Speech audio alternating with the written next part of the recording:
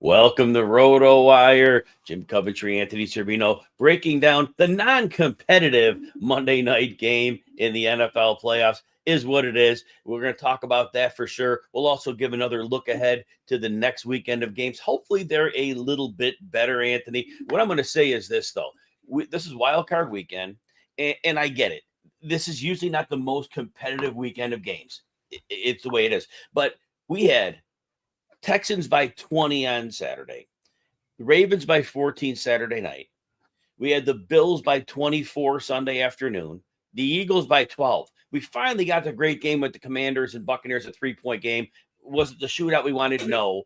And then we turn around and we get an 18-point game, which could have soon been a 40-point blowout for all that game was. This, in my mind, and again, we live in this short-term world. This was the worst wild card weekend we could have possibly ever imagined. It was literally 5 duds in one fun game. Thoughts on that? Yeah, 5 out of 6 blowouts, as you stated. And outside of Pittsburgh, of all teams, Pittsburgh scores the most points out of all the blown out teams with 14, Chargers with 12. And then we have 3 teams under 10. It was very uncompetitive football, and I think we touched on it yesterday a little bit, where this is the problem, adding that extra playoff seed in both conferences. Wild card weekend's going to be a little bit watered down. I still think, and if I said this yesterday, I apologize, but this year, to me, more than ever, it feels like the haves and the have-nots. These teams that made the playoffs were nice teams. The Broncos, the Chargers, the Texans, the Steelers.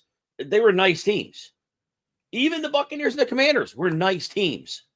But none of these teams are what we would think would be juggernaut types. And again, how many do you get a year? But I didn't see, I couldn't make a compelling case for any teams beyond the Lions and the Eagles in the one conference, the Bills, the Chiefs, and the Ravens in the other. After that, it was literally in my mind, nobody else in my mind had a ghost, speaking of ghosts, we'll talk about that later, of a chance to get to the Super Bowl. And there are other years where we see some teams that are kind of dangerous.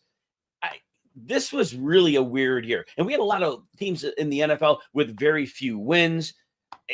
That's the biggest thing.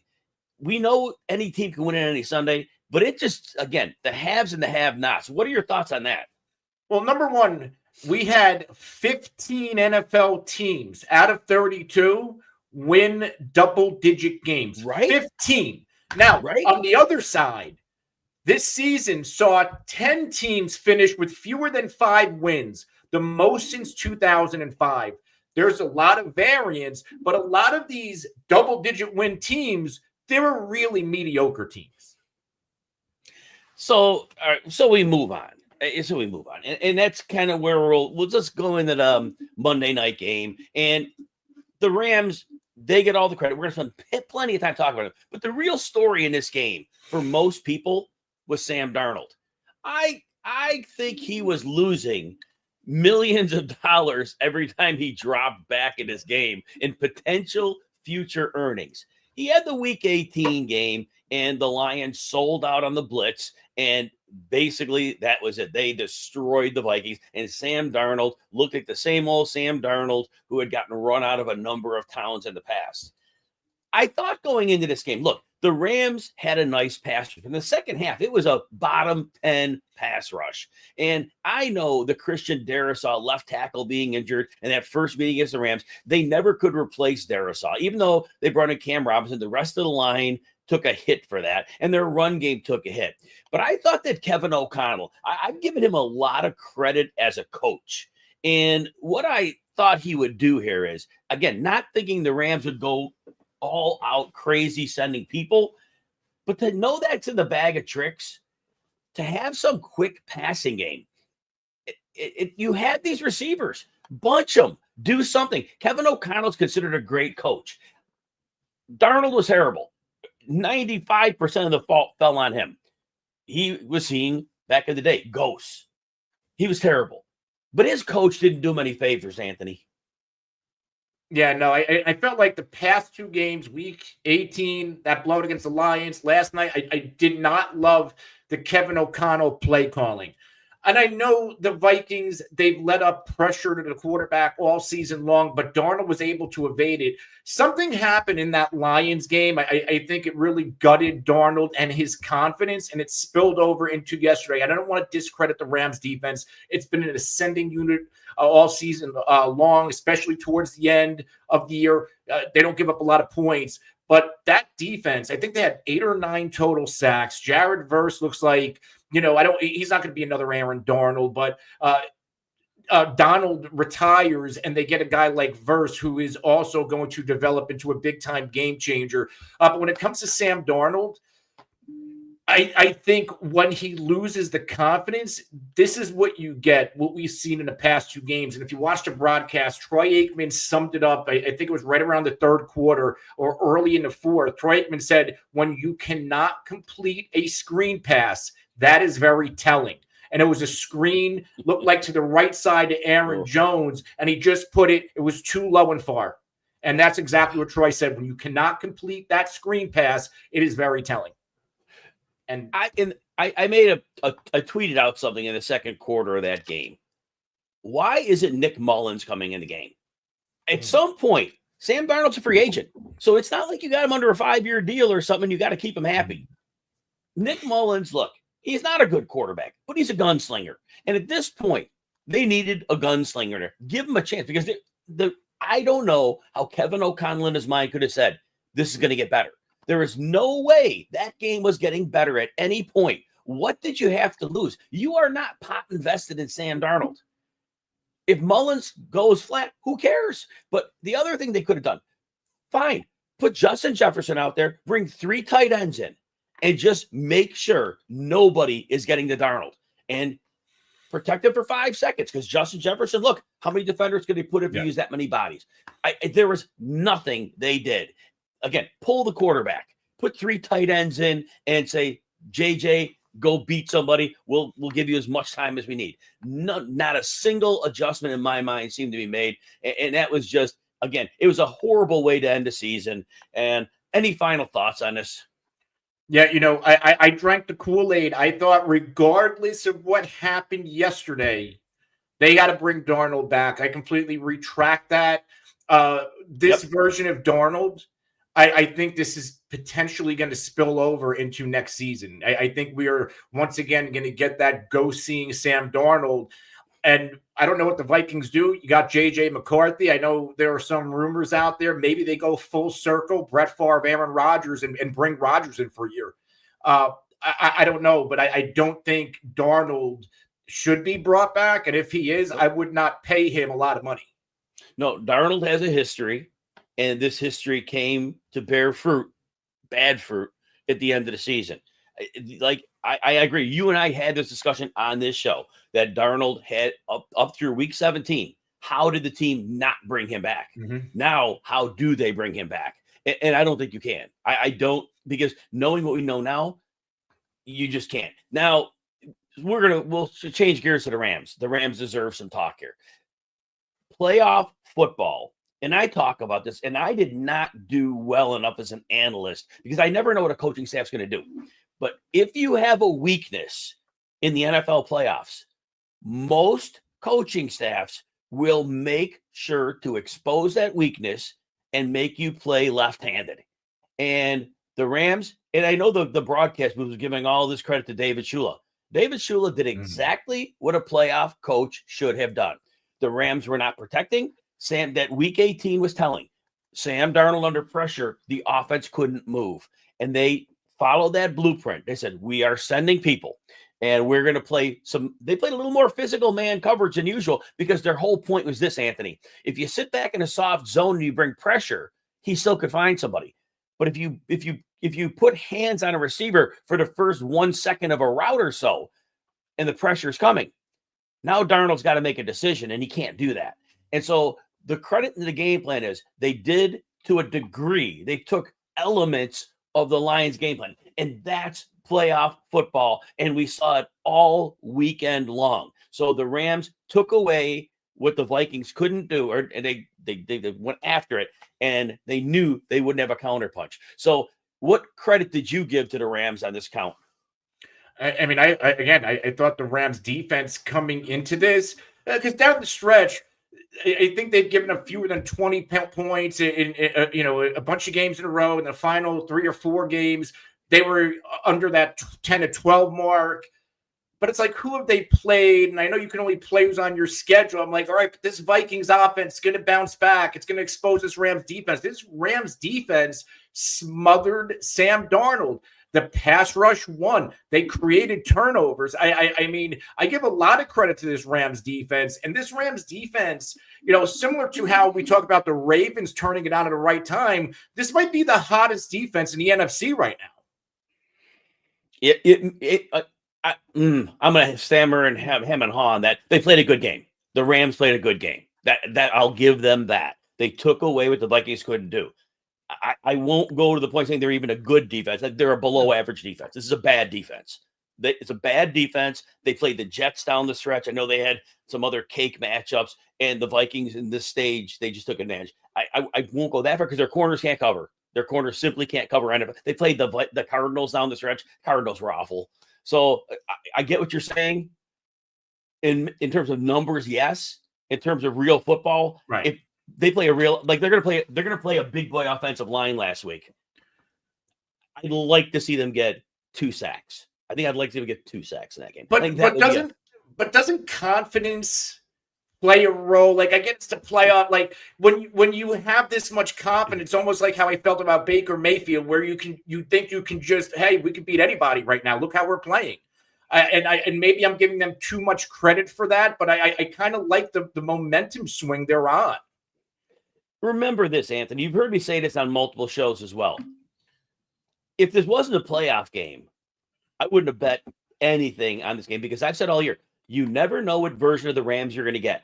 All year. Talk about that Jekyll and Hyde. That's the Rams. You get that team that hangs a 40 on Buffalo. Then you got a team that hangs I don't even remember what they hung on the Jets, but it wasn't many points. It might have been 10. And I might be a little off on that, but it was close to that. So this team all year, Jekyll and Hyde, you have not a single clue what you're going to get from them. And this is the variant side. This was the good side. And look, the Rams are from that unfortunate area that all these poor people are dealing with those California wildfires. Yeah. The Rams that's their home. They love their home. They love their people. I'm sure they played very emotionally invested in this game because they're hurting for their people. And so that's a narrative. But I know if my hometown was being ravaged by fire and I was going out and playing a game, knowing some of those people that had a chance to escape from it, I know I'd put on the game of my life, whether I thought I could or couldn't. And there might be some legs to that as well, not to take away from their performance. But before we do I do want to talk about that going forward. But let's just real quick. If you bet any of the Rams, you got lucky that Kyron Williams got a couple big runs late to meet the yardage. Nobody else hit their numbers. Tyler Higbee, I guess, did in 1 quarter of play. 5 catches in 1 quarter where he got knocked out of the game. That was crazy. Leads the team with 58 yards. Puka, because they were winning, but he had 9 targets, 5 for 44. But again, they didn't have to throw in the second half. So if you missed out on those props and you bet Rams, it wasn't because they didn't play well. It's simply because they didn't have to do anything in the second half, simply in the middle of the second quarter on. But the one person I'll ask you about, Nakua gets 9 targets. Again, Cooper Kupp, 1 target. He has now had, 30 yards in 4 of his last 5 or 5 of his last 6, right around there. Do we have any way to count on Cooper Kupp going forward? Because he has been so marginalized in this offense. That Buffalo game where they hung the 40, yeah, he had a good game there. He has done nothing in a month and a half. Yeah, and that's the thing that concerns me is the Rams offense, because they put up 27 on the scoreboard. They had the defensive touchdown. So really, it was another game where they scored about 20 points. And that was, they scored 19 against the Jets. You brought that up earlier. But in the other games they played in that bad rainstorm, I think it was 11 or 12 against San Francisco, 11 or 12 against Arizona. So this offense has been doing just enough. And the defense has been playing well against bad teams for this team to keep winning. Now, when it comes to Cooper Kupp, does he have another big game in him if they call his number? I mean, that play he made last night, he went up and got that ball and won that contested catch. So I would like to think if they need him, that he's going to be capable of coming down with those plays. You know, this is the playoffs. Maybe this could be the swan song for him. You're getting Philly this week. You're going to have to get Cooper Kupp involved. This is not going to be a one-man Puka Nacua show. Vic Fangio's going to take that away. There's a next. Well, I want to get to this game, and we will. We'll preview the weekend. We're going to get there very, very quickly. But so that said, nothing much else to say about the Rams offense here. Demarcus Robinson did get 2 catches, 15 yards, and a touchdown. That doesn't look right. I thought he had a 25-yard catch at one point, but maybe he didn't. That's weird. No, he didn't score. 1 of 2 for 23. Oh no, I'm sorry. I'm looking at. I already changed my. He did. I am already looking at the box where I'm going to go over later. When I'm going over the Eagles Rams from week 12. That's what I was looking at. So yeah, exactly. He had that 1 catch, 23 yards. I had the under on the prop at 25 yards, and I'm sweated that one away. Oh my god, didn't do much on the other prop. So let's not even talk about that. Anthony, before we move on, we will just say this: great game by the Rams, Minnesota. The record was great, but they've got a lot of work to do in the offseason. They got to figure out their quarterback situation. We don't know if J.J. McCarthy's the answer. We don't know if they're going to go elsewhere. But again, it was just a terrible end for a team that had a really, really nice regular season record. Getting Christian Darrisaw back next year will be a big deal, assuming he's back healthy from that ACL. That was an underreported massive loss for them. Any final words on the Vikings as they hit the offseason? Now, you mentioned the quarterback situation. I also heard in the broadcast last night that only one defensive back is under contract. So they have a lot of decision makes at quarterback and on the back end of their defense. Exactly. All right. So we're going to move forward now, and we'll go to a little bit of yesterday we did kind of preview the games that we knew. We could touch on those for a few minutes, and that'll be fine. But Michael was in the chat, and he was asking, and we'll quickly answer this, about the Chargers and the Texans. You know, when I do my playoff notes, one of the things that I always include in there is if they play 10 times, how many games would each team win? Because, look, it's not as simple as saying, I'll predict a score for you. I'll always predict a score for you. And I was wrong on 3 of the 6, I think. But I don't just put that to give myself a hedge. It's the reality of it. And I said that if the Chargers, based on what we knew going into that game, if the Chargers and Texans play 10 times, I did say the Chargers would win 7, the Texans would win 3. I thought about 6 and 4. And then on the 3-point line, I went to something like 3 pushes, and then I was like tied on the other ones. So I thought that those are 2 evenly matched teams because the Chargers don't have a lot of talent. They have a quarterback, and they've got an aging Khalil Mack, but they don't have a lot of talent. They're very well coached. And this is a case where there were enough blue chip players on the Texans where the Jimmies and Joes beat the X's and O's. And so I don't think it was a surprise. And I know everybody picked the Chargers. I laid off that game purposely because I saw it both ways. Did you see anything else? I know we talked about that game. Anything else on that one about the Texans? Was it a shocking upset to you, or was it just like, yeah, I could have seen this coming if I thought more about it in hindsight? I was blinded by the Chargers for sure. I was blinded by the Chargers, how well they played down the stretch, because once Dobbins came back, we saw Justin Herbert heating up. Texans weren't really impressive down the stretch. I couldn't really get going with Mixon. I really thought the Chargers were to come out victorious on the road. So I was a little bit caught off guard by that one. Yeah, and like I said, I did pick the Chargers, but I did see the Texans would win multiple times, 3 if they played 10. I didn't think the Chargers were that much better because of the talent. They were coached well. I thought they would. I think we said this in our pregame show. We said the Chargers had the better quarterback and the Chargers had the better coaching. And that was what gave them the edge in that game.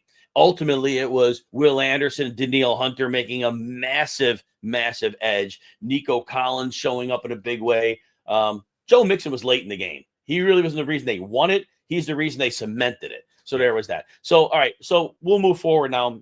Talk a little bit about next weekend. And now, here's where we got to be careful, Anthony. And I wasn't careful enough with this last week. We've got to figure out about which teams can make the opposition play left-handed? What are they going to take away? So we're going to start with the Rams, and the Rams are going to the Eagles. These teams played in week 12. Saquon Barkley only ran for 10 yards per carry. 10 yards per carry. 2 70-yard touchdown runs. 26 carries, 255, 2 touchdowns. And that wasn't it. He was the second leading receiver on the team. He had 4 catches for 47 yards. So he had 302 yards in that game. And it wasn't like just only home runs. Most of his runs hit the second level in that game.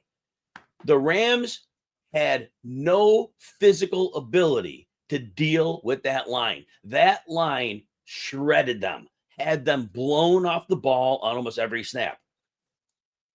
I have no idea what the Rams could do in this game. Now, Barkley's not going to get 300 yards here, okay? But if Barkley gets half of that, the Rams are going to be on trouble on that side of the ball. And A.J. Brown had a great game. It was no Devontae Smith in that one. He sat that one out. He was injured. But Brown only had 7 targets, went 6 for 109 and a touchdown. Those corners had no chance against him. They run many different routes, and they had nobody to deal with them. So I guess the first question is this. We know, and even Mike pointed this out, Michael pointed that, yeah, you want to make Jalen Hurts the guy to beat you at this point. Can the Chargers do that? Can the Rams do that? I don't know. Number one, these two teams played already, and it was in Los Angeles, I believe, this year. And Philly won that game pretty easily, 37-20. And Barkley has one of his career games. The key is going to be taking away Saquon. How do you take away Saquon Barkley? Because even on a bad game, we've seen Saquon go for 80 yards. The key for the Rams is just like you said, put it on Jalen Hurts, because I don't trust Jalen Hurts right now. And if you look at a lot of Jalen Hurts postseason wins, he didn't have to do a lot. So that's really the key for Philadelphia. Let's minimize how much Jalen Hurts has to do, emphasize Saquon Barkley. If I'm the Rams, do you play with a stacked box and let Jalen Hurts throw it? Is that the optimal thing to do here? Because I might take that chance. And they're probably going to have to do it. You brought it up, the A.J. Brown injury. You're right. A.J. Brown knee injury. Yeah, if A.J. Brown is playing at 80%, that does cause a problem. Now, having Devontae Smith, this one helps. Dallas Goedert's a mismatch for them. Realistically, it's what they probably have to do. But it's not like Jalen Hurts is Sam Darnold. He's bad under pressure, but he can make some throws. Yeah. And if they send too many bodies, and that's the problem, it's how many bodies you send. If you could get to him by sending 5, all right, instead of 4, sending 5. Now you still got some numbers in the secondary. But if they got to send 6, now all of a sudden we're talking a different ballgame. Because Hurts could run. Hurts still could take off and run. Now, so that's the point. That's what the Rams have to do. You're right. They have to find a way to make Hurts beat them. I just believe, and I think you're pointing this out too, I just don't think there's a scenario that they stop Barkley. Because if you stop the run, that means you're putting extra bodies close to the line. Guess who gets to the second level with ease? And if there is no second level because everybody saw it to stop the run, we're looking at like 350-yard runs in this game. Yeah. So it's going to be a very dangerous rope, but they're going to have to ride that and see what happens. So, like you said, the A.J. Brown thing is very interesting. So we'll have to see what his status is, because I don't think he's 100% right now. I think we all know that. Missed a Thursday practice for a playoff game. That was problematic. So we'll see how that shakes out. But that'll be the way it goes. The other side of the ball, I want to point this out. That last game was technically a blowout, but I rewatched that game. And first drive of the game, the Rams moved the ball right down the field. Kyron Williams fumbled around the 20-yard line going in. They lost the ball.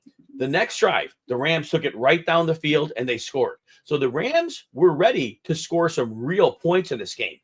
And then what happened was this. The Eagles get a little bit of a lead. The Rams get the occasional holding call, the occasional 1-yard run by Kyron Williams on first down. When they had Matthew Stafford in an obvious passing situation, Stafford was toast. It had to be, the game script had to go perfectly. They had to be in second and manageable, third and manageable, and then he was just fine against this team. But the pass rush got to him. 5 sacks, there should have been more. but they got to him a lot. So I think the whole thing is they can move the ball against this Eagles defense. They showed that. And it's the Rams. We know that they can do that. Kupp had a good game. 8 for 16, a touchdown, 11 targets. Now, since that game, he fell off the face of the earth. So that's going to be an interesting thing as well. Nakua was fine, but he didn't really kill them. 9 for 117 is a good game, but he didn't go off on them. And the other thing is the Rams all year, when they're between like the 5 and the 15-yard line, they settle for a lot of field goals. What are your thoughts on how the Rams approaches? Like, can they have another big offensive game here?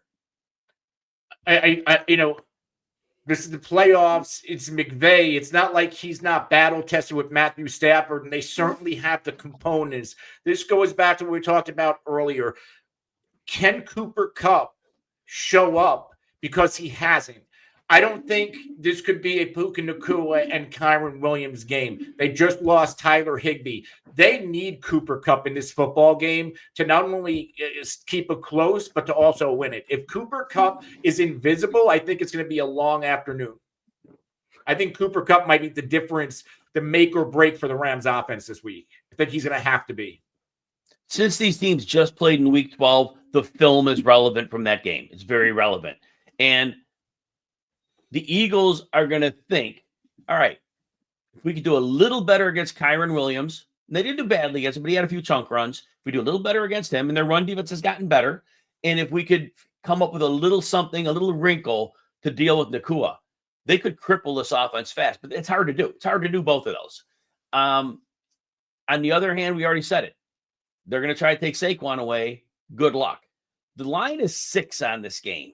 And we'll get into this game deeper as the week goes on. Who do you like in a 6-point line on this game? Early, without really digging in, I might lean Philadelphia here. They have covered the spread in 4 out of their past 5 games. The Rams are also very good against the spread.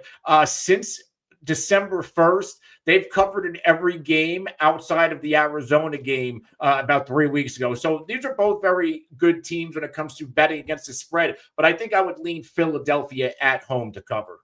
I think that this is at least a 6 to 7 point game if Philly wins.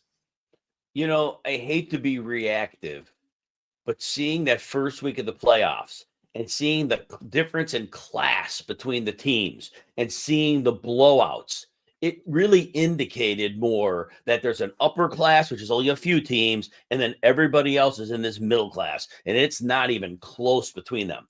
And again, that 37-20 game wasn't completely indicative of everything that happened, but I still think this time at home, the Eagles, don't forget the Rams are coming off a short week. Say what you will, one less day of rest. Mm-hmm. That does mean something. And they traveled back to LA last night. They're going to still have to go make cross country. They're going to lose a half a day on that trip as well. And there's something to say for that as well. And, the Eagles come in and their offensive line is healthy. They lost Nakobe Dean. That's going to hurt. But I don't think in this game, that's going to be a problem. They don't use Kyron Williams much as a receiver this year. It's only 2 to 3 targets in most games. So Nakobe Dean and really Zach Bound's the great defender anyway of the running backs. I think they're okay there. I think they'll be okay without Nakobe Dean here. And as right now, and I'll get deeper in this, I'm kind of with you on the Eagles. All right, we did kind of touch on the other games on yesterday's show. Maybe we could do 1 minute on each and then call it a day. So Chiefs, Texans, a few seconds on just where you at. 7.5's the line, Chiefs. Kansas City, time off. I think of all the opponents, I want to respect the Texans, the way they played last week, blew out the Chargers. I don't know if they're in the same league as Kansas City. As you just put, you have your different class of teams. This is playoff Mahomes, playoff Reed, playoff Kelsey. And I don't think there's enough juice on the Texans end offensively to where if this Kansas City offense catches fire, and I think they can, I don't know if they can keep up. As great as Nico Collins is, he's about it unless they get Joe Mixon going. So I think I would, if it's 7.5, I'm probably buying down to 7 and hammering the Chiefs. Yeah, and I'm with you on the Chiefs here. They did play in week 16. It was 27-19, an 8-point game. That was the game Tank Dell got hurt. In the 34 minutes of clock time that Dell played, Dell went off. It was like 97 yards and a touchdown. Dell was a real factor in the game. Nico Collins got nothing after the catch. When he had the ball, they knew what to expect. They were on him. They tackled him. They took away that best part of Collins' game. And the other thing they learned firsthand all year, and I've been saying this in the last 4 or 5 weeks, Joe Mixon is a beast running to the left. He gets nothing to the middle or right. Kansas City probably has an answer for him running to his left. Probably has to. Spagnuolo's a great coach. This is playoff coaching. They're going to have to do something with sliding a body over because that's the side Mixon runs to. That's the side the offensive line is good. The right side's a train wreck. So, all right, I'm on the Chiefs. And then Commanders, Lions. Lions are 9.5.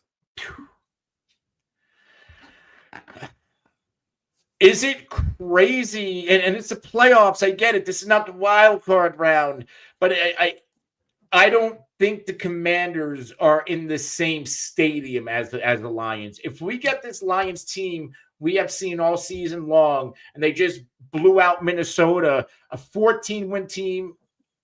Call it what they were still a 14-win team. I as great of a season Jaden Daniels has had, I think this could be a potential bloodbath. And I'm with you on 10 that. points is a lot. It 9.5 is a lot, but the Lions are a driven team. They're a very well coached team. The bye could not have come at a better time. They are going to be electric on their home turf. They are going to continue to bring heat. And offensively, though, here's the thing. Washington can't stop the run. They really can't stop the pass. This team is going to get that offensive line. They're supposed to get Montgomery back. They're expecting him back. They are going to run the ball down the Commanders' throats, just like the Commanders. They didn't. Now, this is a lateral point. The Commanders bled the clock in a different way against Tampa. They held the play clock down to limit their possessions. They're not getting many possessions in this game unless the Lions are running and scoring every 5 plays, which is possible. They could have 5-play drives and still score, but the Lions are going to look to strangle them out. And yeah, I think that Washington, if they become one-dimensional after pass, they are in so much trouble because that game, they get down 14 points. It's going to be pass only. It's going to be full-out blitz and man-up coverage on those receivers, and there's going to be nowhere to go with the ball. So I'm with you on that. And then quickly, we got that Ravens-Bills. It was at Ravens minus 0.5. Now it's a 1.5. It's gone up a point in one day. I'm on the Ravens here. I like the way that they've been playing football. I trust their run game more. And I really think I trust their defense more. And Josh Allen and company, James Cook, they've had an outstanding season. But I just think when it comes to Baltimore Raven playoff football, I think we both said it last year when they lost to Kansas City. They need better than that running back room that they have. They went out and got Derrick Henry. And Derrick Henry, I think he single-handedly changed the dynamic of this offense. And we are seeing the best version. This is Lamar Jackson with a couple of MVPs under him. This is the best version of Lamar Jackson we've ever seen. And I just think they're going to be too much for the Buffalo Bills. And by the way, Michael, thank you for the support there. Much appreciated. We appreciate you. Like you're saying, they played in week 4, 35-10 was the game here. Now, I will say early in that game, Buffalo had like 3 different drives where they ended up like at 4th and 3. And 2 of them were their area of the field, and they punted on all 3 of those. In the playoffs, they probably go for all 3 of those, and maybe they convert them. But that said, James Cook had an early run. He had nowhere to run. He only had 9 carries, but they stopped because they were A, getting behind the scoreboard, but B, he had nowhere else to run after that one nice run. Josh Allen, they got their 1 touchdown end as usual. He rolled out to the right, held 3 defenders off, found somebody, got open, throws it like 35 yards upfield. Shakir caught it. They later pushed Allen to his left and he fumbled the ball and they recovered it.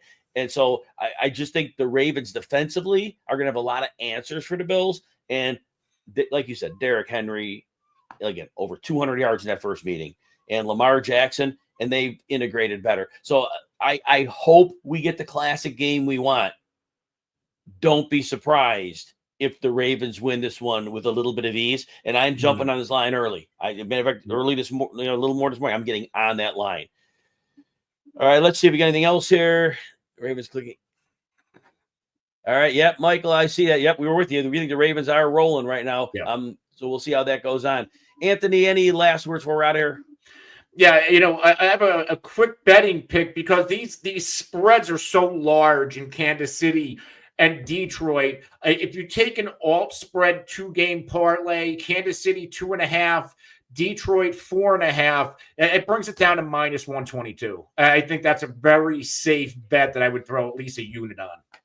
Anthony, what's the benefit of a 4.5 line? Would 5.5 be better? Because how many games end up on a 5? Do you think they end up on a 6? The magic numbers seem to be 3, 4, and 6. Yeah, it's just what I'm trying to do is I'm trying to get the best odds possible. So yeah, I think it would bring it down if we kicked it up to -5.5. It would go down to like -113. But I do like to play it safe because so many bets blow up in our faces, especially me, that, if we say, hey, the probability of a 5-point win is very low, well, guess when it comes? When we don't, I get what you're saying. And I'm not trying to bust your chops. This is a gambling question for people out there. I get it. Is there honestly value between 4.5? Is there real tangible value between 4.5, 5, besides just saying, throwing it up in the air and saying it might land on that one number? It just seems the probability of that one number hitting just seems super small. Anyway, is just for gamblers out there. Is there a difference in value in those two numbers? I know. I think the point you're bringing up is absolutely right. But for me, I do like to play it safe sometimes with multiple. Anytime I parlay, if it's a builder especially, and I'm not trying to go for the home run, then I like to. It's just more of a comfort thing personally. Yeah, and it makes sense, right? We all got to play this thing our own way. That was an interesting question I brought up. But if you did go to 5.5, it brings it down to -113. Okay, so that's interesting as well. Yeah. But I do like that, and the Ravens line is perfect. Where if you're taking them 1.5. 0.5, 1.5, all the same. If they win by 1, they win by 1. But again, Eagles 6, that's at a nice spot.